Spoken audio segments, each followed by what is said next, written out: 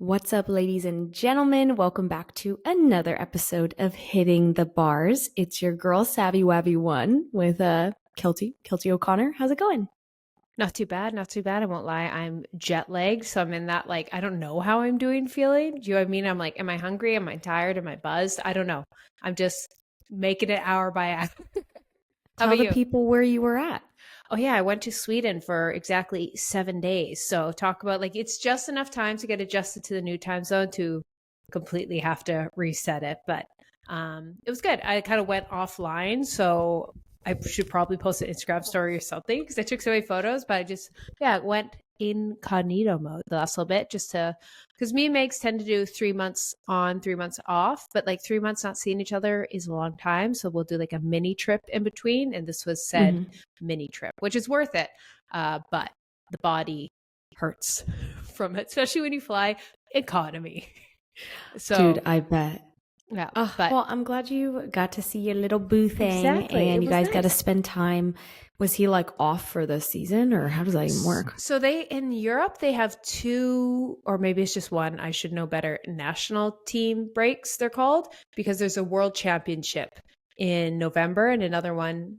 Maybe it's just in November. No, I think there's another one in the spring too. And so all the European leagues, pretty much all the other leagues in the world, but NHL, get 1.5 weeks off, but they practice for most of it. So I saw one game and then they were off. We had the Halloween party and then he did practice, but that just means kind of 9 a.m. till noon, which I naturally go and do my own things anyway. So it's not too bad, but he wasn't away traveling or anything. So we got afternoons and evenings together, which is nice.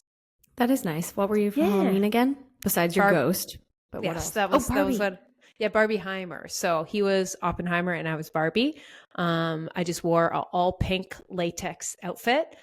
And he wore, actually it was, Peaky Blinders. He found a Peaky Blinders outfit. I was like, which is actually very Oppenheimer-esque with the oversized suit, the top hat.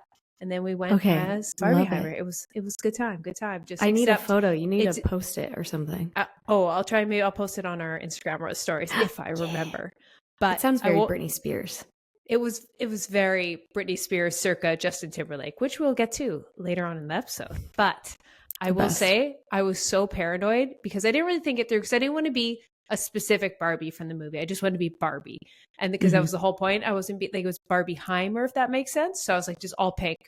And then I realized we were going to the club after, but it wasn't Halloween because Halloween, the hockey parties are always a week after, a week before because they usually play. And I was like, oh my God, my costume isn't so clearly a costume because it was said pink latex dress and over the high platform neon pink over the knee boots.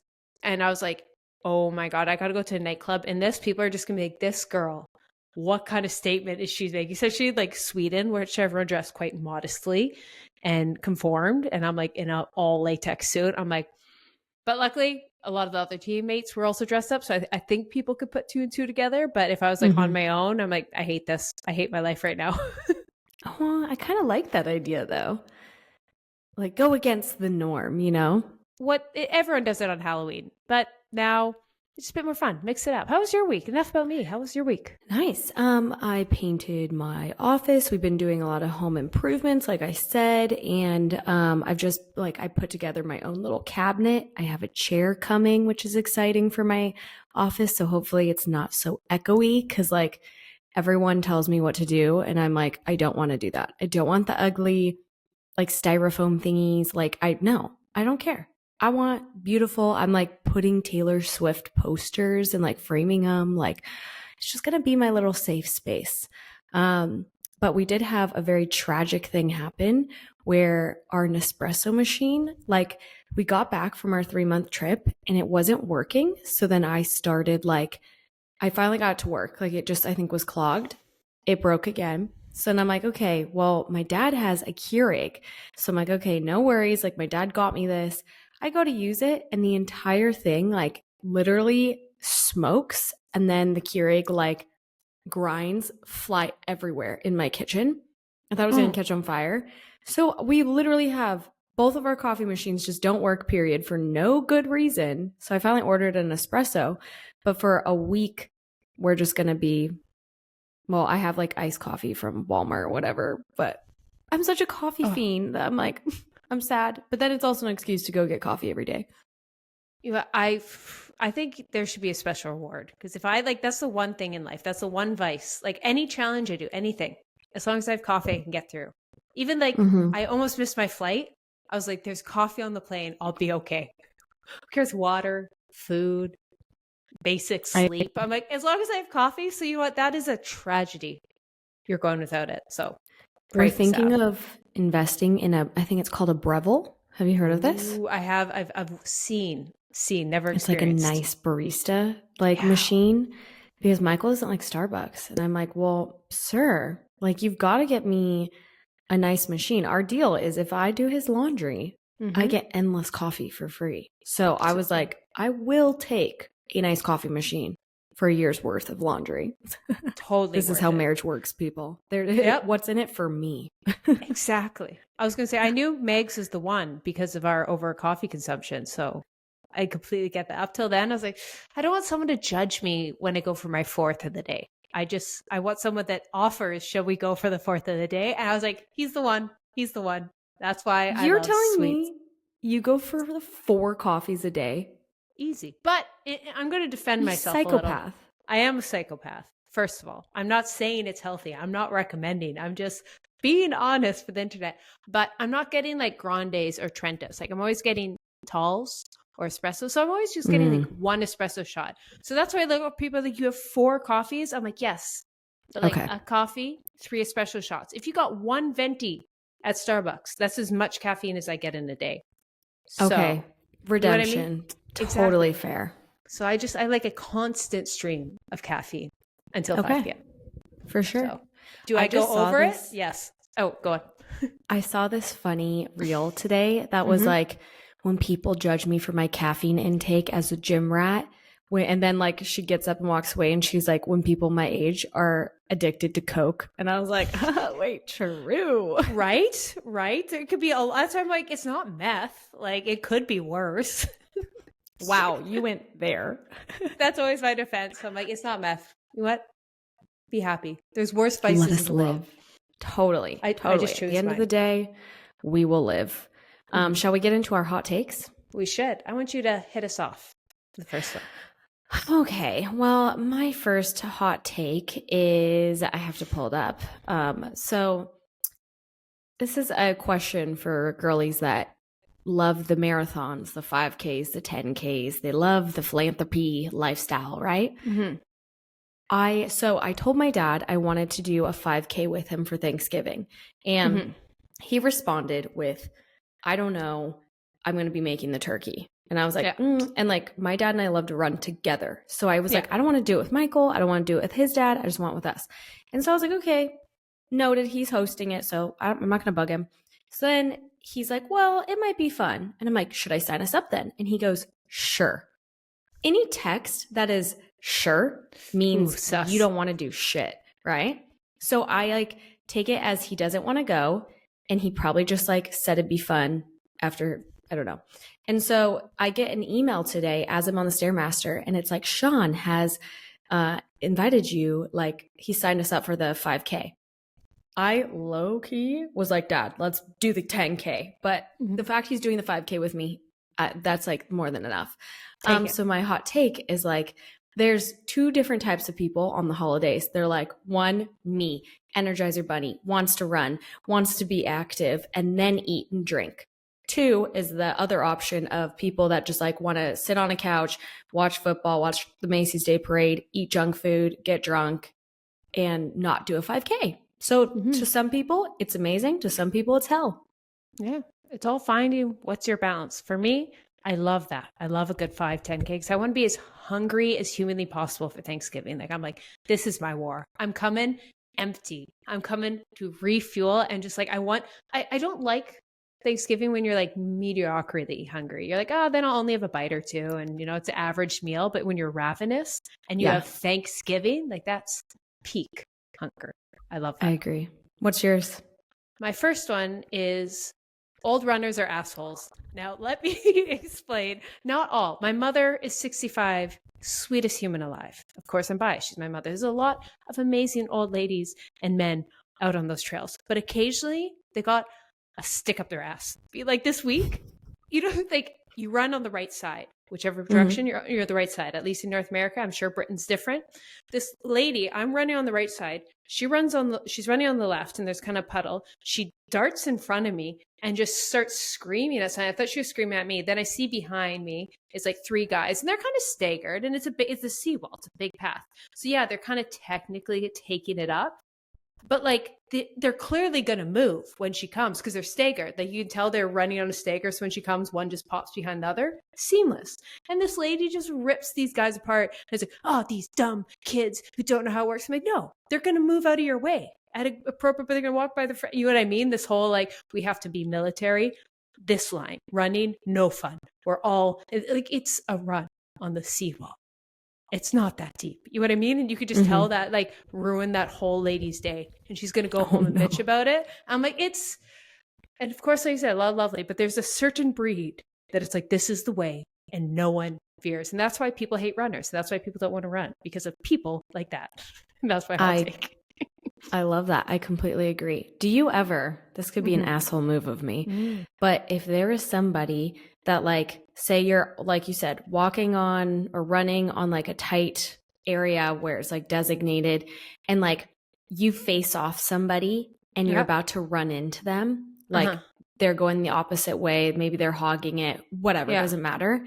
And like they don't have the audacity to even try to move. Like I think you both should move. If you're like coming onto the traffic, right, to be like polite. If one is like standing her ground and is like, I'm not moving, I low key do a little shoulder check. Yeah. I'm like, humble yourself. You should be aware. And that could be an asshole move of me, but like, I do it.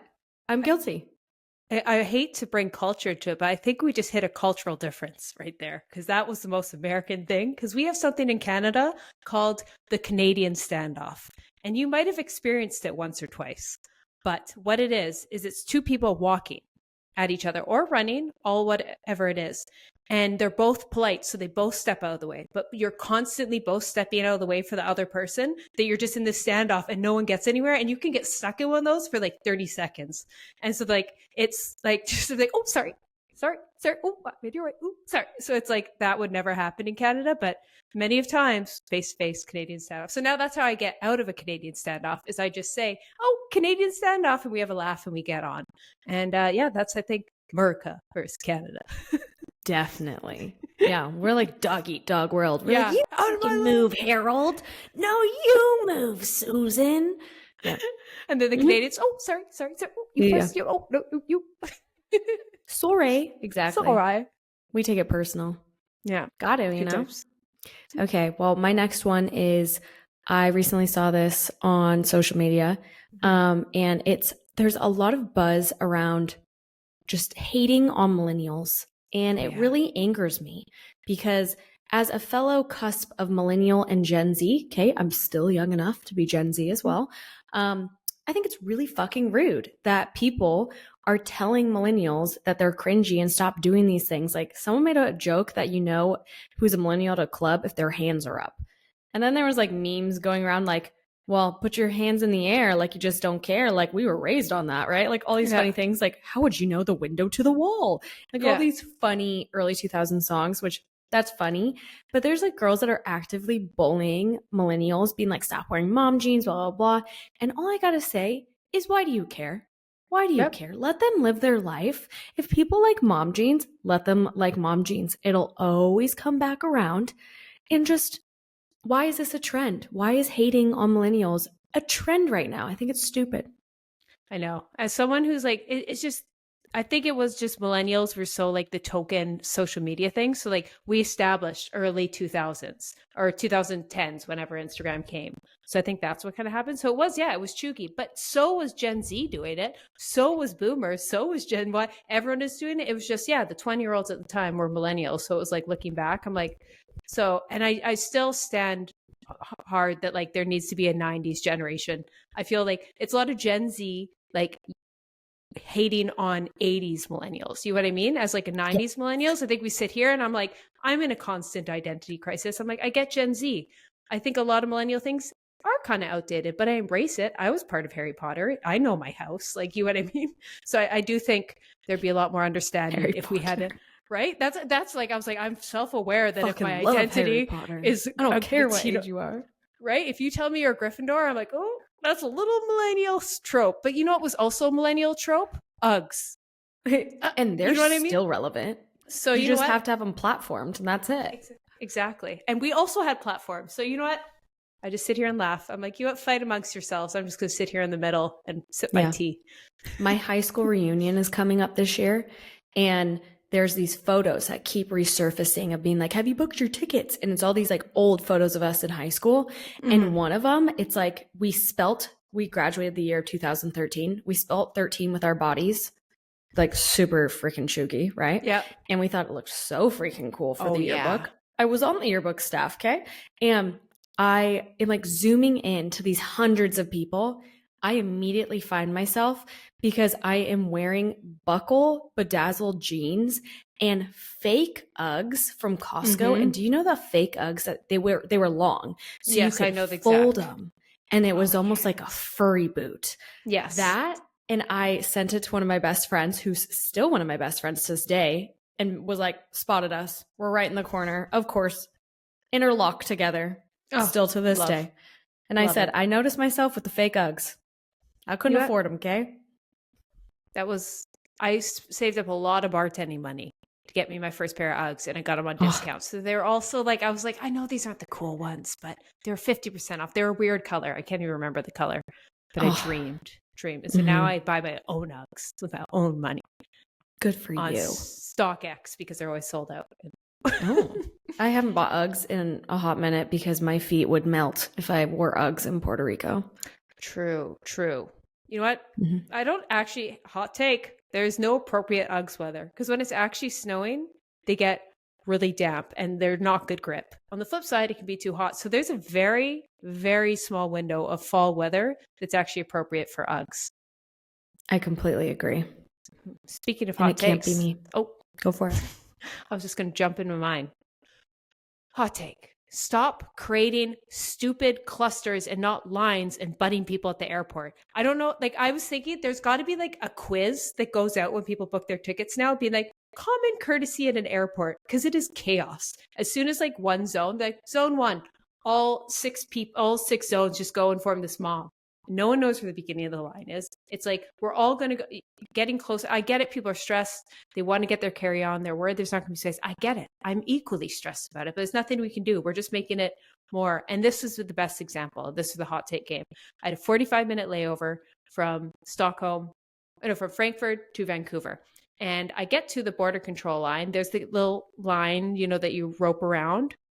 2 hallways down past that. Like, this was like, I've never seen a lineup for this. And I was like, oh crap. And no one knew which was the European passport or the international. No one knew. It was just a cluster. And I was just like, hey, I just kind of got to go to the back of the line and hope for the best. There's nothing you can do. So I finally get near the front of the line, about to get in the carousel. It's splitting. And then this group of and people are butting. Like, I saw these 2 guys clearly butt, and I just death glared at them. So anytime they came close, I just stepped in front of them. Because I'm like, no. I waited. You did it. Don't keep trying to butt me. But then this group of 10 people come to the front, these 10 older men, like in their 50s. And they're like, and they just kind of go in front of us. And I'm like, hello, the lineup's, it's way back there. Sorry, this is we've been waiting. He's like, oh yeah, but our flight goes in half an hour. So the stewardess just brought us here. And I'm like, and everyone was so happy around me because I literally went, I was like, sorry, my flight started boarding 10 minutes ago. Like, everyone's around here. I'm sorry. You have to go to the back. And these guys are like, oh, sorry. And you know what I mean? Everyone, I get it. Everyone's stressed, but everyone thinks they're in a worse position when normally you're probably not in the worst position. There's probably someone you know what I mean? So then it just makes us all miss our flight because we're all in this cluster F and no one knows what's going on. So my hot take is there should be a quiz before you're allowed to board an international flight. That's fair. I think there are 7 mysteries in the world. Mm-hmm. One of the mysteries we cannot explain is why people just immediately go to toddler, preschool, can't form a line in the airport. It's designated to the minute people step into an airport, it's as if all common sense has gone out the window. All gone.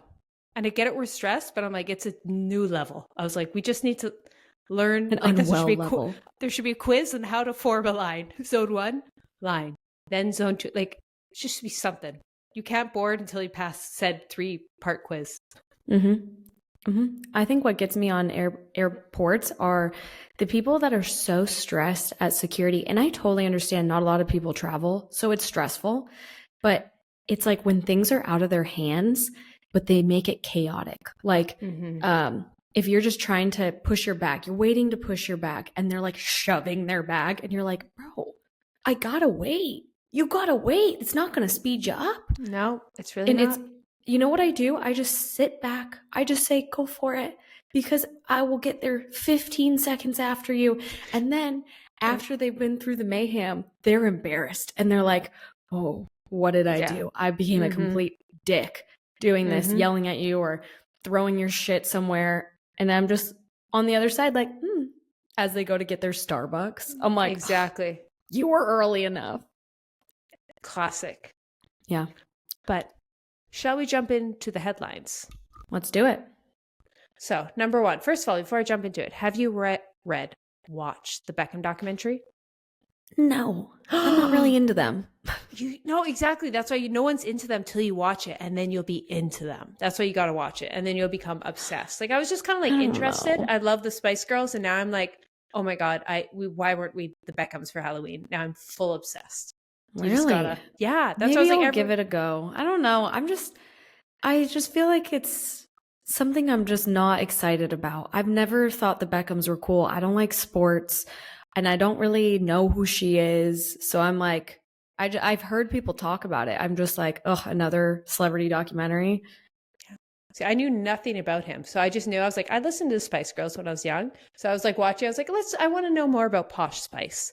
And then suddenly you learn more about her and David Beckham. And I was like, wow. It's very like Britney Spears-esque, Paris Hilton in the, like, that's why it's interesting. It's more of like how the media treated them and how the world treated them versus like just about them. So I was like, it's interesting. I think you would enjoy it. But anyways. Okay, maybe I'll check it out. There's a Beckham, everyone's obsessed with this. So I saw this headline, and it was Victoria Beckham's personal trainer shares Victoria's workout secrets. Now, you don't know much about Victoria Beckham, but like I always visioned her as this like you said, just posh girl, very prim and proper, skinny, didn't pick up a weight like in the early 90s. You know what I mean? Just very like, that's what I saw of her. So I was interested when I saw her training. So I'm going to read it off and let me know your thoughts. First of all, she's been weight training for 4 to 5 years, which I love. It's like I hate to say older lady, but you know, I think she's in her 40s, 50s. You know what I mean? Like you should be weight training. You're not 20 and can get away with nothing. Yeah. And then she's made it a lifestyle habit. She's treating it like brushing her teeth. It's something she wants to do and just sets up for a day and a part of her lifestyle. And I haven't heard someone say this as like someone who's not known for training, but she has a yearly training schedule of blocks like an athlete. Like she'll do mini cycles of strength, hypertrophy, power training, endurance training, cardiovascular, like in terms of recovery, maintenance, intensity, just like I think an athlete would do gearing up for a season or not. And then all of her sessions are 70 to 90 minutes if she's doing weight training. They'll lower it down to 50 minutes if it's in a more cardio or recovery stage. And Victoria, it's all about weight training, which you might have seen her doing on Instagram. And I have seen like a couple photos of her doing like cleans and that. And it's just, you know what I mean? She's so not who you would think of as this like super athletic weightlifting girl. I think a lot of people who look up to her would be the people who'd be classic scared of weight training. So I don't know. I thought I was like, I love seeing someone who is literally called Posh Spice weight training and like training like an athlete. I'm like, oh, I love it. I like that too. I would have thought from just photos I've seen of her, she was just someone that naturally model-esque. Like she does like stunning, striking features. I would never have thought she like had to work hard for her body. So good for her, because majority of us do, you know? And she's practical with it. And yeah, you're right. She's promoting weightlifting, which is really cool, because for so long the media, and I'm sure back in the day, they just make it look effortless. They make it seem like it's their diet of eating like weird almonds and juices all day, and like never really about weight, like picking up any form of weight that's even heavy. So that's really cool. Yeah.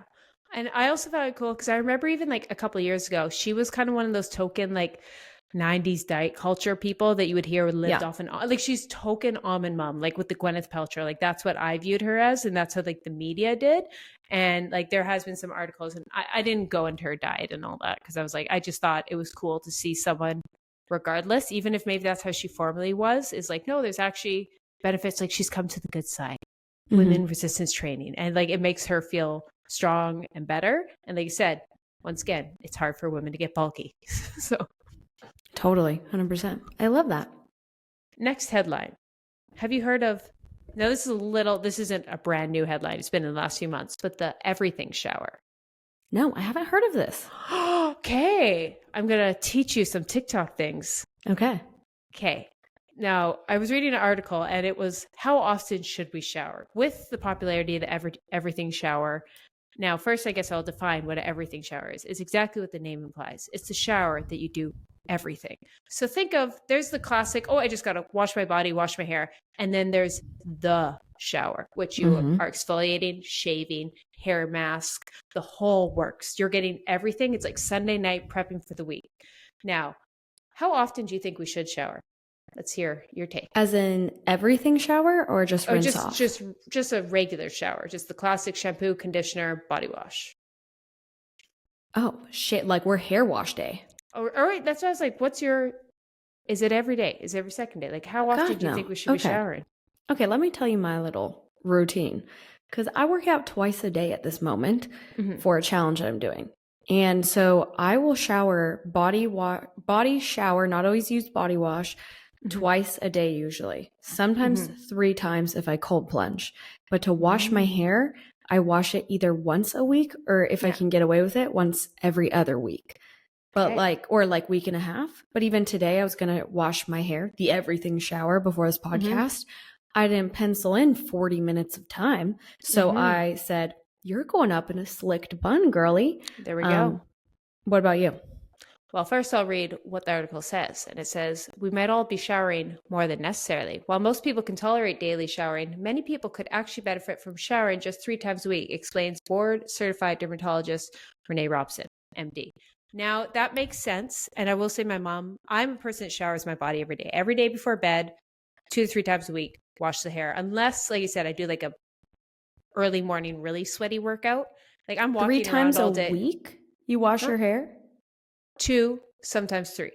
Serial killer. Every 2 to 3 days. That's what, but like I said, I will get into it. 1 real wash, 1 like full thing, 1 like just shampoo conditioner, and then I do a cleansing cream, which is just like, it just gets rid of the like product, but it keeps the natural oils. So 3 hair washes. You are one of the most hygienic and type A person with your body that I have ever met. Like you have like a routine down to it where I'm very sloppy, go with it, whatever. So I could see where we differ on this. Yeah. I used to be, when I had extensions, I just showered, washed my hair once a week for that exact reason.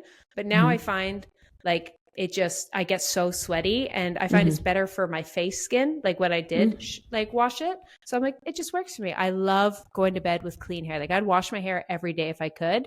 I love the feeling of like washed hair, but it's not good for your hair. So I'm like, okay, 2 times a week, sometimes 3. I'm more likely to do it 2 if I'm being honest. The best advice you ever gave me when it comes to washing your face is we were together in Texas and you just brought up like how your skin routine and how you wash your face in the morning, but you don't wash it with soap, like face wash, because I was like, really? Why not? Like I always see people wash their face immediately with face wash. And you said, because it's not dirty. You were just sleeping. And I was like, mic drop. Keltie, right? What? Blown away. As long as like if you sleep on a dirty, like if I sleep at a random place or something, I'm like airplane, I'm sleeping on those things. I'm washing my face in the morning. But if I'm sleeping on my clean pillow that I'm cleaning once a week, I was like, I'm just washing off really expensive products. So all I do is, but I love the feeling of splash my face with water. So I should do that. But now for the everything shower, I do it once a week, usually Sunday, like I did it last night. Or if I just came back from a long trip or sometimes just when it works out. So what is your everything shower? Like my routine with it? Yeah. Okay. Well, I am not a very regimented girl. So just know this is for my lazy girls, okay? I love it. basically, when I do like an everything shower, I do the classic body wash. I exfoliate with like a coffee scrub, usually on my body. And then I have a separate exfoliate. What would that be called? Exfoliation for my face. So like Yep. I get all the dead skin off with like these beads. And then I also do another face wash, shave my legs and wash my hair. I do shampoo and conditioner. Usually my conditioner is like a help with non-brassy since I'm naturally brunette. And that's about it. I love it. Simple. Effective, to the point. Same as high school. I love it. Consistency, the key to everything. I do have like 2 versions. So this is like probably I only execute like once a month. This is my everything shower. And then like once a week, I do like a few of these things are missing just because like I was like, I don't really enjoy spending an hour in the bathroom doing this stuff. But if I'm talking the everything shower, I'm damping my hair, get it a little wet, putting on a hair mask. Then I exfoliate the body, either a dry brush or like a scrub. And then I'm hopping in the shower, rubbing off the scrub, washing out the, what's it called, mask. Then I put a shampoo in my hair, put the conditioner in. The conditioner, I want it to set and really soak in. So I'll tie it up. And then I'll use an oil, shave the whole body, then use a body wash to wash it off. Double face cleanse my face, which is like the balm to take off the first layer. And then I will rinse off the conditioner, use the second cleanser to get off my face. And then I'll moisturize my whole body. But that is like the everything. I've done every step and it's exhausting. And I'm like, I wish I could be like the Jetsons and just walk in and get it done. But when I'm done that and I crawl into my bed, I'm like the peak happiest person. I'm like, I've just cleansed and clean and just smooth like a dolphin. So it's worth it. But that I got to get like hype music to get in the mood to do that. Smooth like a dolphin. Yes. Do you do laser hair removal? I thought about it, but it's I am blonde. I was gonna say and I you're have blondie. a little and I have a little bit of like red tinge in me, like just a teensy bit when I'm dirty. So I did once go get tested and like it worked, but honestly I'm like, the effort. But I started waxing again. And I find like if I wax, like it lasts a long time. So I'm like, you know what? I might just stick to waxing. It's nice because I have dry skin. I kind of like that the wax also exfoliates too. So I kind of like it, but once again, it's so exhausting being a girl. My God. Oh, I was gonna say I've done like laser for like 3 years now. I'm on like my 15th session. Yeah. I still have to shave every freaking week. It drives me nuts. See, that's why I'm like, I don't think it's worth the money for me. Like it's so expensive. Like if you can find somewhere that, or it works for you. And like, I know girls who've done it and swear by it, but for me, I'm like, I'd just rather go get a massage in that time and shave my body. I'm like, ugh. That's I think the one thing though is I would get really bad razor burn and ingrown hairs from waxing down there myself or shaving. So that has been amazing because it's very like thin hair if you're a hairy girly. But it just baffles me. I thought it'd go away forever, and no, not every week. She back. Life be crazy like that. It's like I paid all this. I thought it was like 3 sessions and you're smooth for life. Yep. That's false advertising. Exactly. I think it's only supposed to take away like 70% of your hair, just so you know. Wow. That's like mic drop. I'm like mind blown. I thought you were just like, why don't we have the technology for that? I'm like, I don't know. Come on. I agree. Elon, get on this. Get on the laser away. Enough of keltieoconnor, laser hair removal. Real important things. Do Wrinkles what and matters most. Do you know how rich he'd be if he just stopped Tesla, the world, everything? He stopped for a month and just focused on wrinkles and hair removal. And he'd be good. He'd be the richest man on earth times 2. I'm like, I think he's already pretty rich. Yeah, but like his kid will be the richest. All of them will be the richest person on earth if he does this. True. Story number 3. I thought you would love this. I binged Britney Spears while I was in Sweden. So I was like, let's talk about it. First of all, any thoughts that you have to just let out?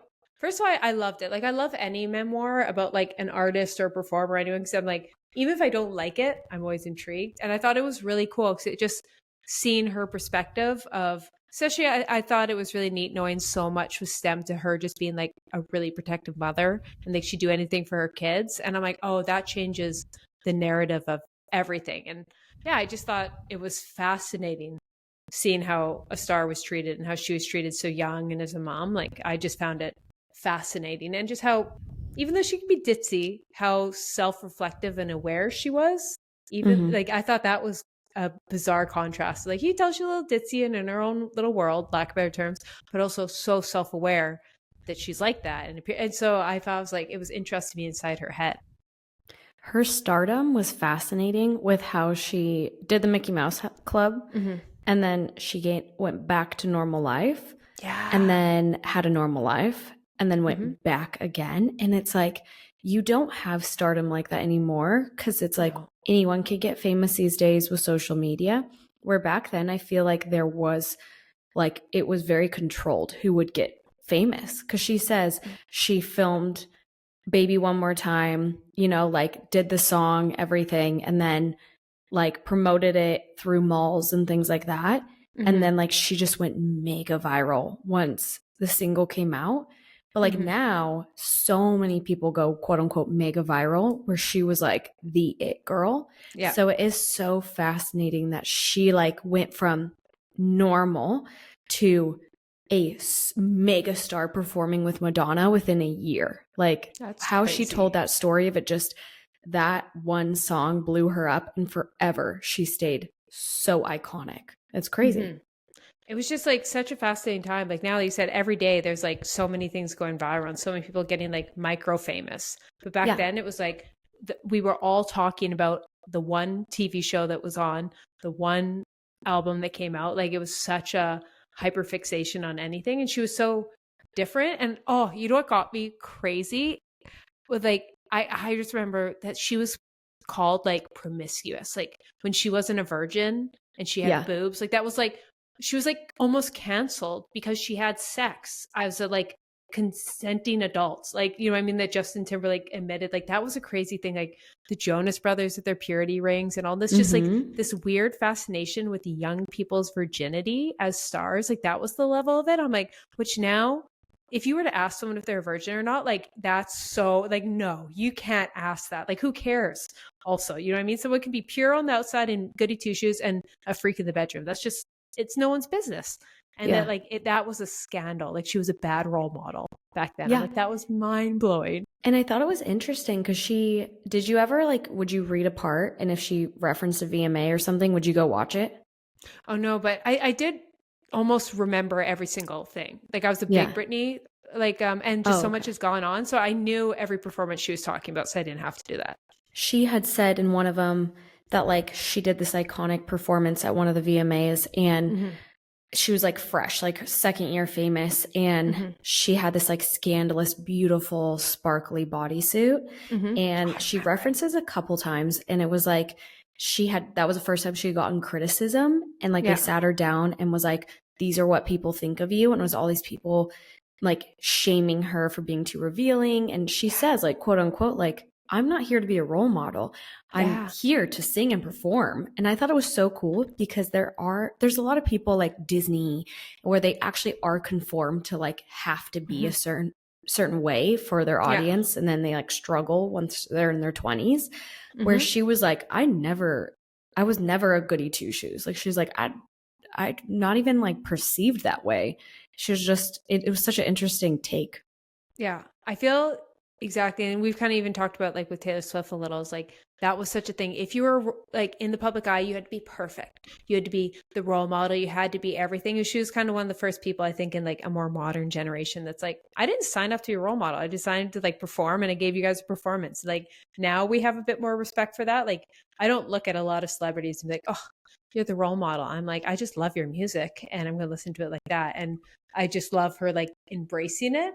And so, yeah, just change of the times. Like, there's so many people right now who are famous that we all love that are awful role models. And then, like, oh my gosh, yeah. So I'm like, and also be like, maybe our role models should be doctors, our teachers, our parents, not performers whose literal job is just for 3 minutes make you go, wow. Like that. Why should you be a role model? I completely agree. Role model should be somebody you personally know, so you know their character. Because you don't know what a producer has made them look to be, right? Yeah. So what were your overall thoughts of the book? I mean, I loved it. I would love to hear more from her in general, Mm-hmm. but like she's pretty MIA from it. Like she just didn't really do a lot of promotion for it. And I was kind of Mm-hmm. sad because I would love to see what she says now as like a Mm, grown woman. yeah. I think the conservatorship was so tragic on how she was Crazy. really like silenced and like was put in these pigeonholes from like, you know, just even the system and like how Mm-hmm. she couldn't actually get a lawyer for the longest time. I thought it was interesting. They really don't Mm-hmm. talk a lot about it. Did you notice that? Like they do reference, you know, how her dad made her do certain things. He controlled what she Mm-hmm. ate. He literally controlled everything. But she Yeah. really doesn't talk that much about all the years. She really Mm, focuses on who she is and yeah. how she got to that point. And then it's kind of like, da-da-da-da, and then all of a sudden it's like 13 years later, whatever. I just thought that was Yeah. strange. There were some holes, and I get it'd be a long book, and maybe she doesn't want to talk about it, but it was just Mm-hmm. fascinating. What do you think? It's one of those, like, I agree, like, as just a nosy human, I want to know every Yeah. detail about that time. But I think that's exactly why she kept it sparse. Because I think of me, if like you're a performer, you were known for your music, and then the last 15 years, the world's been obsessed with this conservativeship you've been in. And that was like not her proudest moments being in there. Like she clearly was very resentful. So like, I think suddenly the book becomes that. And that's once again all she's known for. So I think she really wanted to be like, hey guys, remember what I was before all this craziness, who I really am? And so I think that's why it was like kind of skimmed over. It's like, this is what happened. This is why it happened. It gave me such like, not that I didn't respect her, but like, even I was like, she must have been so unwell just to fall into conservativeship like that. Like, that's kind of how I always viewed it. Like, what sane person, like, I just think of myself, if that started happening, I'd be like, no. I'm not signing papers about this. Like, do you know what I mean? I never understood it. So I think we always had that idea of like, oh, she must have been a little cuckoo at the start, and maybe she started to get her presence when she had time away. So like, I think I was under the impression that maybe it was good for her at some point and then it got out of hand. But it gave me the idea that I think what really happened is that she was just this nice girl. She got taken advantage of, and she, was going through a tough time, but in her mind, if she listened to all these things, said yes, she would get to see her kids more. And like, I was like, that makes so much more sense. Like, of like, how could you fall into that as a grown woman and be saying, you know what I mean? I'm like, oh, she genuinely, I was like, I can't blame her. Like the things moms will do for her kids. And in her mind, she's like, I listen, I sign this, I see my kids. I'm like, sad, heartbreaking, but at least I was like, so I'm glad she got to explain that part of it. Yeah, I agree. Overall, I thought it humanizes her a little bit more, which I think was the entire point, was to like be like, this is why she is the way she is now. This is actually what had happened. It was so fascinating. She said the fans actually are what got her out.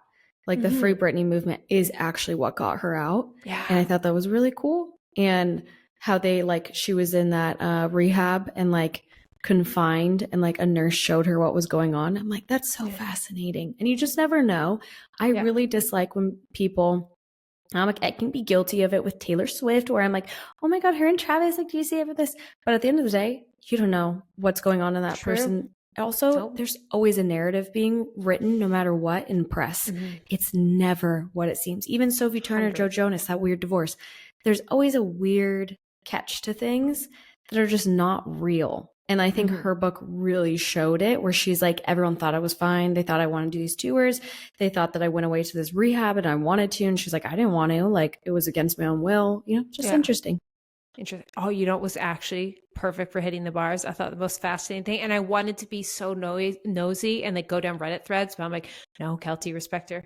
When she talked about she went to rehab for taking an energy supplement. Like she was dating some guy that was big into the gym. So it gave me the vibes that she was taking like B12, a pre-work. It honestly gave me the vibes she took a pre-workout. Yeah. And then her family, when she was in this, when her dad like had full control, was like, no, this is like drugs. You have to go away. And I was like, my mind was like, maybe it was like ephedrine, which is like, okay, that's what we'll stay away. But it definitely, I was like, I think she was just taking one of those like hydro cuts or pre-workout. And they were like, you need to go to rehab. I'm like, if that's the case, all of fitness Instagram needs to go, because they're taking a lot more than just a pre-workout. So, oh, totally. Yeah. The whole thing is wild. I was like, technically, I think I'd have to go to rehab. She's just going to rehab for like a pre-workout. You're like, gosh, damn it. And I'm like, ooh, yeah, I need rehab. Yeah. What? Maybe. Britney moment. But we don't want to spoil too much of it. So hopefully that just tantalizes you to buy it. Highly recommend. Easy read. Audiobook, real one. And with that craziness, shall we hop into the confession sessions of the week? Let's do it. Okay. I'll go first. First off, told the student body president to leave. I was quiet and never talked to him before. So this girl was at the bar and just goes up to student body president. Like, and all I could think about is, you know, that meme of like, you should leave. That's all I could think about with this confession session. I was like, I love it. Just guy who rules the school. She's drunk. She's like, you know what? I've had enough of his bullshit. Just goes up. I was like, that's the energy we need to do to our politicians. You need to leave. And just a little extra liquid courage never hurt. Well, actually, it has hurt a lot of people. Actually, I take that back. It could be a win or a loss. So as long as like everyone was like a round of applause, like I imagine him being like a hated student body president, and everyone's like, door. That's all I picture. So I'm like, I hope that was the case. Yeah, I picture like an early 2000s movie where, because she's like said she was quiet and like probably reserved, and then she's like, you need to leave, and like there's always that person that's like, I got my voice back. Yes, exactly. And everyone's like, oh, Megan, and everyone's like, she grew into her own, and like, you know what I mean? Those are the people that steal the show. The quiet little one who's had too much, and she's like, no, now I speak. I'm like, you always steal every early 2000s blockbuster hit. Every time. I say the House Bunny is on Netflix right now, and Lily, who is Oprah in Cheetah Girls, is in the movie, and she like would only text. She would never speak with her voice. And the joke was like, she finally got her courage to be like, you all are bitches. Like, you've all turned into horrible people. And they're like, you're British? Girls that know. I love me a House Bunny. I watch it a couple times a year. Oh, it's good. Okay, my next up confession session, and then we're gonna wrap it up, is my car died and I was stranded at the gym this Saturday. Ooh, and that's the worst. Like, that would worse, but I was like, you know what? Maybe this is why we work out. For those moments, you need to start walking. I don't know how far you are. Oh, I was like, what are you gonna do? Lift the car up? What do you mean working out? Yeah, just bench it. You know, she pushes it home. I mean, that'd be a great glute workout. But you know what? I just hope you don't live north of the border and you're down south, because that can get chilly. Plus, I'm sure somebody has like a battery, or I don't know. You can make a new friend. Damsel in distress. Help. I will say, the more north you go, the more likely there's a very nice gentleman or woman, you never know, that has booster cables in their back. That's more than the amount of times I've been stranded when my car's stuck, and like within 5 minutes, people are like, oh, do you need help? I got, like, people in Edmonton especially are just waiting for it, and not in a creepy way. And like, oh, my daily boost. Like it's just something about surviving the north. I love it. Absolutely. All right. Well, with that being said, guys, thank you for tuning into today's episode. Don't forget to give us a review. Hit us up on Instagram, submit confession sessions of your own, and we will see you next week. Bye. Bye.